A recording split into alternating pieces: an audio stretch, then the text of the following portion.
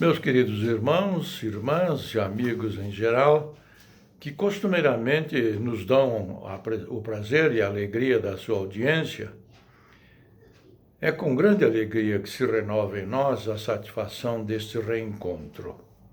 Por isto, recebam os cumprimentos fraternais da 8ª Igreja Batista Filadélfia de Curitiba, patrocinadora deste programa evangélico, bem como de seu pastor Luiz Pedroso. Hoje vamos estudar uma lição importante, que é da autoria do ilustre e culto pastor Lars Bertil Ekström, e que tem como título Barnabé e seus bons exemplos como discipulador. Quais são os objetivos do presente estudo? Primeiro, conhecer a vida e ministério de Barnabé, servo de Deus, usado na obra missionária e no discipulado. Também perceber a importância de encorajarmos irmãos e líderes na caminhada da fé, mesmo convivendo com as diferenças pessoais. E, por fim, praticar, observando o exemplo de Barnabé, que serviu ao Senhor, dedicando-se ao discipulado. Trabalhou com Paulo, João Marcos e outros. Foi uma grande bênção. E que bênção é poder estudar sobre a vida dele. Eu lhe pergunto, como você tem praticado o discipulado na sua vida cristã? O texto base está lá no livro de Atos dos Apóstolos, capítulo 11, versículos 19 a 26, que leio. Os que tinham sido dispersos por causa da perseguição desencadeada com a morte de Estevão, chegaram até Fenícia. Chegaram até Chipre também e Antioquia, anunciando a mensagem apenas aos judeus. Alguns deles, todavia, cipriotas e sirineus, foram a Antioquia e começaram a falar também aos gregos, contando-lhes as boas novas a respeito do Senhor Jesus. A mão do Senhor estava com eles, e muitos creram e se converteram ao Senhor. Notícias desse fato chegaram aos ouvidos da igreja em Jerusalém. E eles enviaram Barnabé a Antioquia.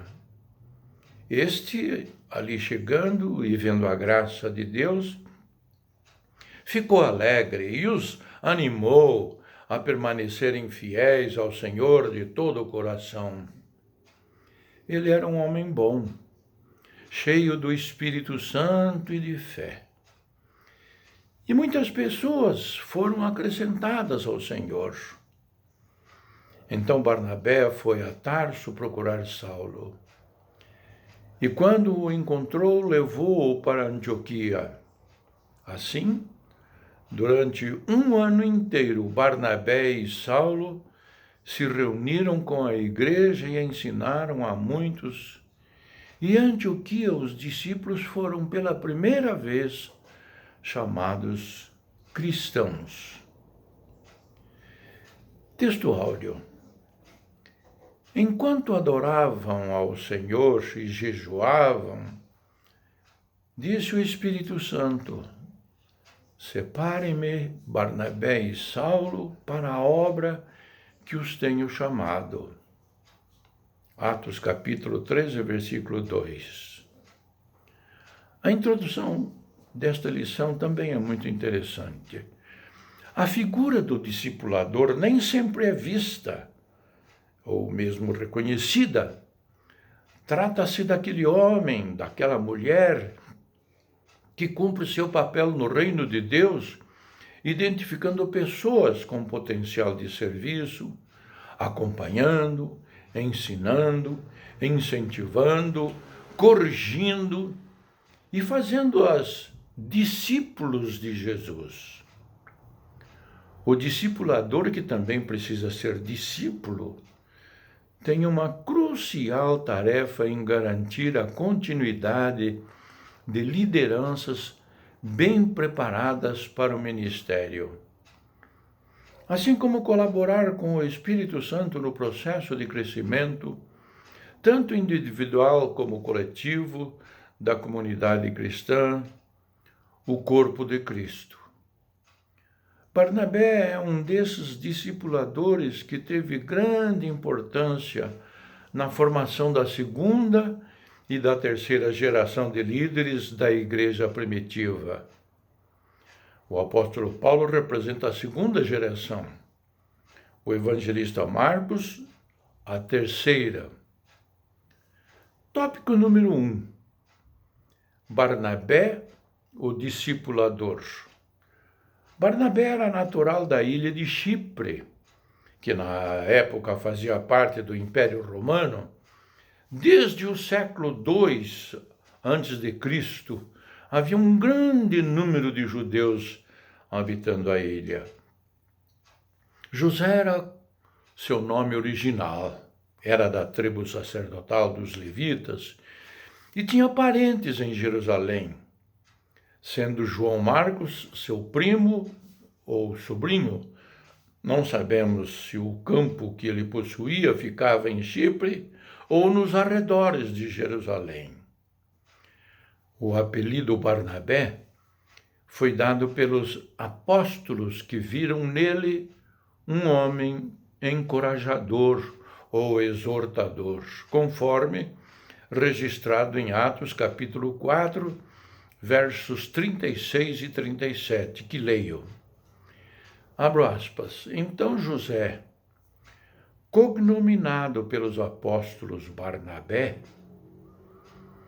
que traduzido é filho da consolação, levita, natural de Chipre, possuindo uma herdade, vendeu-a e trouxe o preço e o depositou aos pés dos apóstolos.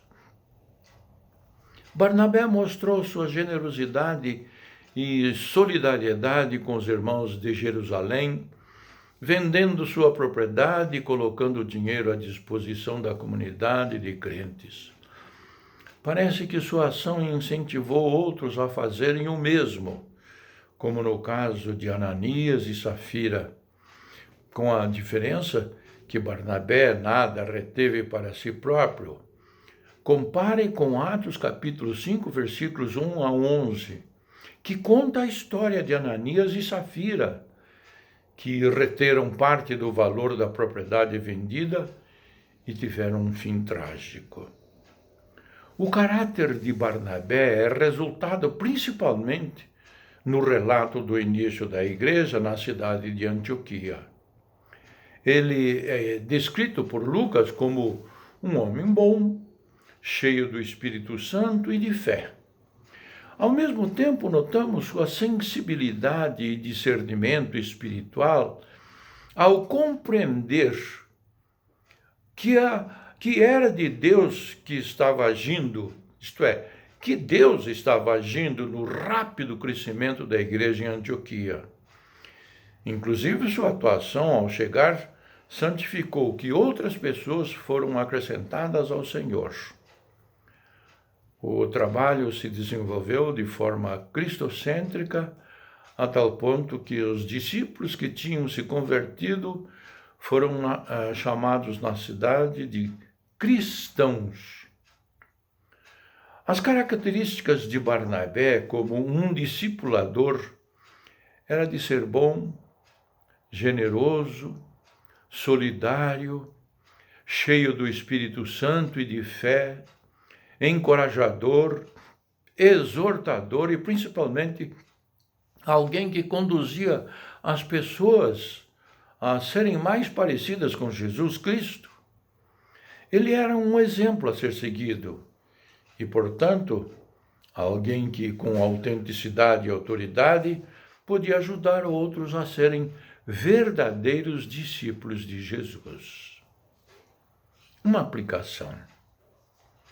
A incumbência de fazer discípulos foi, na verdade, dada a todos nós, quando Jesus nos envia a fazer discípulos de todas as nações. Entretanto, parece que algumas pessoas são capacitadas por Deus através de sua personalidade e dos dons dados pelo Espírito Santo, de exercerem um ministério mais específico, de ajudar a outros a crescerem em seu caráter e em sua espiritualidade. Você já encontrou pessoas assim, que são os Barnabés em sua igreja local? O que caracteriza essas pessoas? Vamos ao tópico segundo, ao tópico 2, exemplos práticos de discipulado. Barnabé dá vários exemplos de seu ministério de discipulador, além do encorajamento que havia mostrado já na igreja local em Jerusalém. É justamente Barnabé que abraça o perigoso Saulo quando este deseja reunir-se com os apóstolos.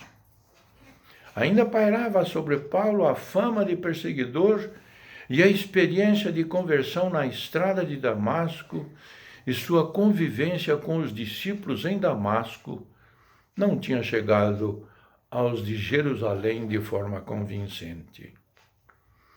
Barnabé, no entanto, põe a mão no fogo por ele e assume o risco de introduzi-lo ao grupo dos apóstolos. Certamente Barnabé viu a sinceridade de conversão e de chamado de Paulo, assim como seu grande potencial como um futuro líder da igreja. Mas Paulo necessitava de mais tempo de amadurecimento para exercer o ministério. E foi enviado para sua terra natal, Tarso, onde ficou até Barnabé convidá-lo para pastorear junto com ele em Antioquia. Aqui iniciou um segundo momento importante no discipulado de Paulo por Barnabé, aprendendo com ele como dirigir uma igreja multicultural e multiétnica, tanto em termos de ensino como também de ação social, a favor dos necessitados, no caso da fome em Jerusalém. A terceira fase desse discipulado se dá na primeira viagem missionária dos dois, separados pelo Espírito Santo e enviados pela igreja. A princípio, Barnabé é o líder da pequena equipe e, com o tempo, Paulo oferece para assumir a liderança. A experiência comum que eles têm juntos a diferentes realidades e culturas fortalece a cooperação entre eles e juntos apresentam ao concílio em Jerusalém a necessidade de um tratamento diferenciado em relação aos não-judeus que haviam se convertido. Inclusive, eles são incumbidos a levarem a carta do concílio para que os novos convertidos sejam informados sobre as questões importantes agora na convivência como cristãos de diferentes etnias e culturas. O rompimento entre Paulo e Barnabé se deu devido a outra preocupação de Barnabé como discipulador.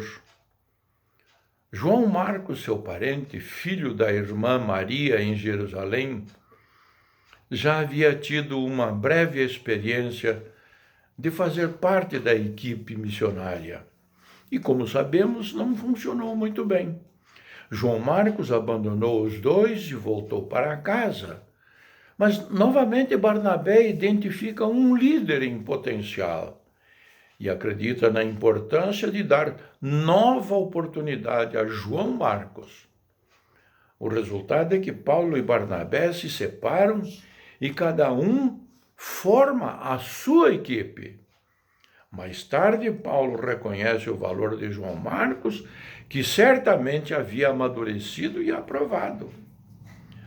Até para Paulo, que era capaz e confiável, conforme registrado em 2 Timóteo, capítulo 4, versículo 11, que leio: só Lucas está comigo. Toma Marcos e traze-o contigo, porque me é muito útil para o ministério. Vamos a uma aplicação. Discipular não é fácil.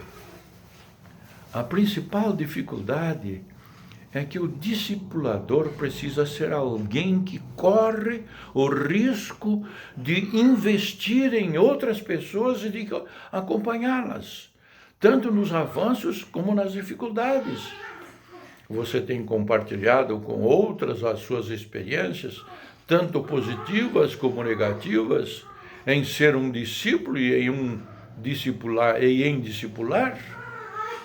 Vamos ao tópico terceiro. O discipulado autêntico.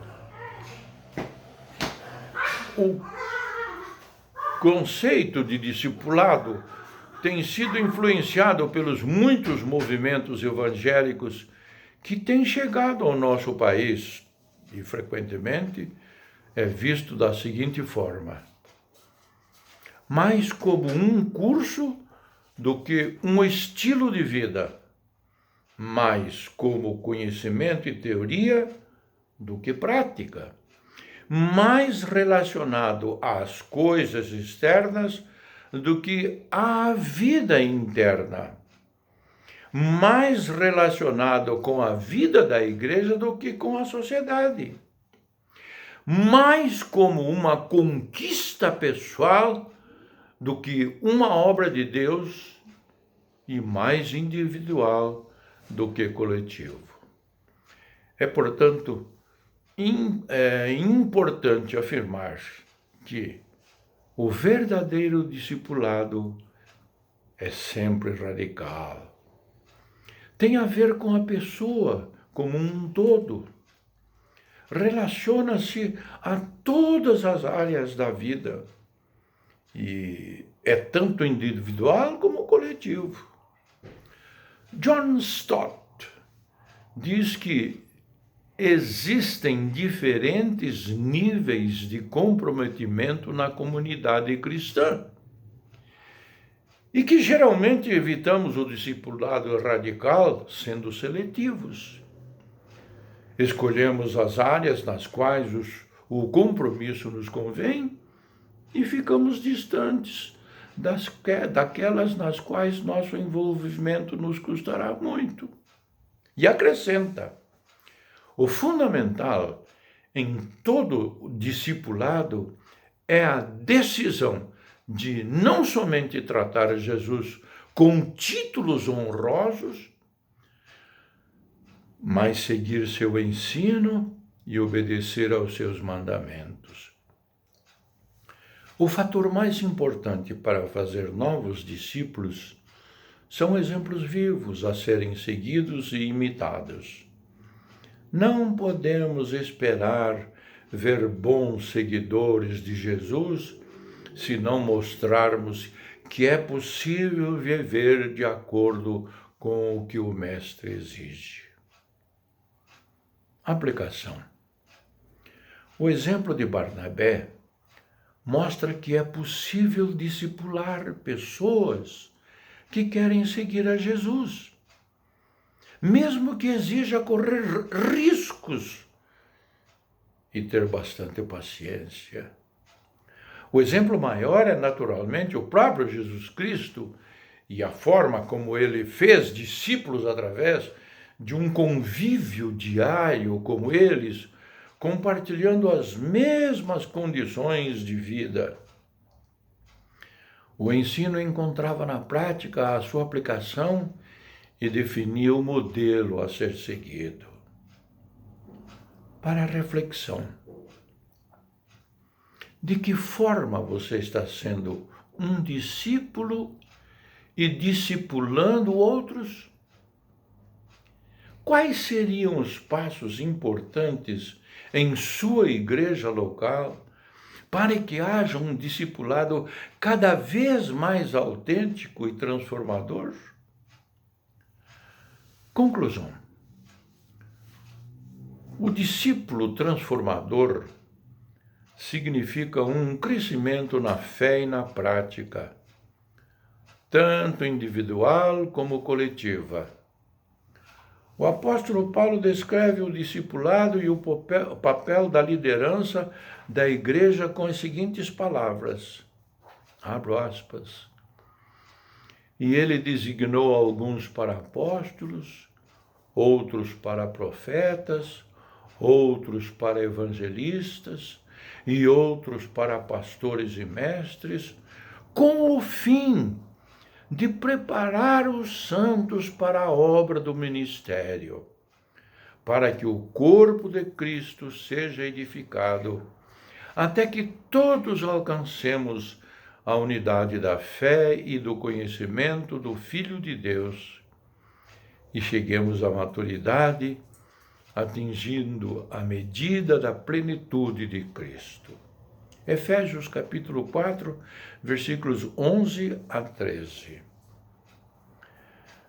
E ao seu discípulo Timóteo, ele, Paulo, mostra que aprendeu sobre discipulado com o seu discipulador, Barnabé, dizendo, abro aspas, e as coisas que me ouviu dizer na presença de muitas testemunhas, confia a homens fiéis, que sejam também capazes de ensinar a outros.